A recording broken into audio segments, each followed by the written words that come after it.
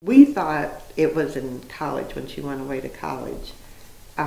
More recently, I've learned from her friends that it started in high school, that they noticed it, but they told one of their teachers and nobody really knew what to do about it.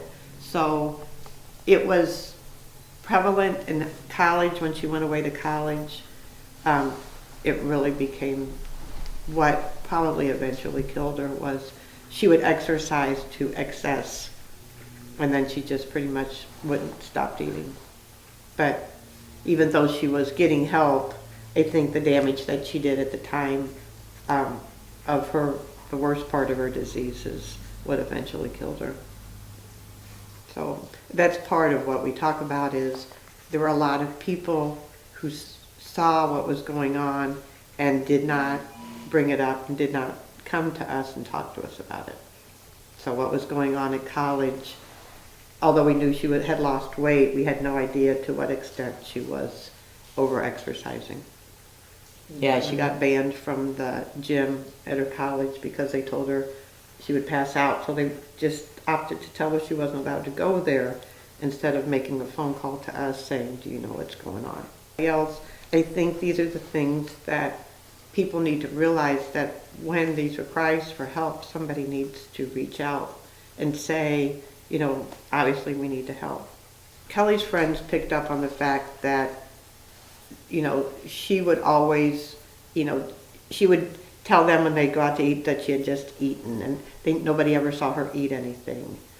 And she was heavy as a child, so at first everybody just thought she was trying to diet.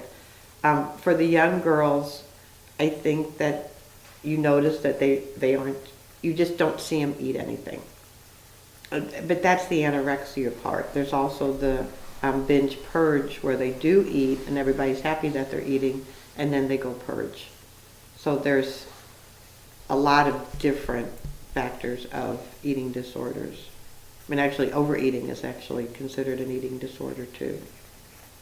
Actually, we have broadened our base a little bit because there were some young, like, you know, the 12 to 14 or something age that said, you know, what about us? So although our focus is 6 to 12, because at the time it was identified that there was no group that focused on 6 to 12, and eating disorders are starting in the 6 and 7-year-old range now. So we wanted to target some of those things and even let parents and teachers know that it is truly out there at that age. People think it's a young teenage girl thing, and it's really prevalent in boys now with wrestling and gymnastics. February 24th, Friday at the Fountains, Fairview Heights. Our event's going to start off actually with an hour of wine and craft beer tasting, 4204 Craft Brewery and Chick Fritz, and a couple other donations where we're going to do an hour cocktail hour with some wine tasting. We'll have a silent auction, and then we just have 2 hours of casino type games where you get a certain amount of play money so that you can play the games, and then at the end your play money gets turned into raffle tickets that you have an opportunity to win various prizes that we've had donated to us. So all proceeds will go to something for Kelly Foundation, and our mission is to help educate and raise awareness to fight against eating disorders with our focus on children ages 6 to 12.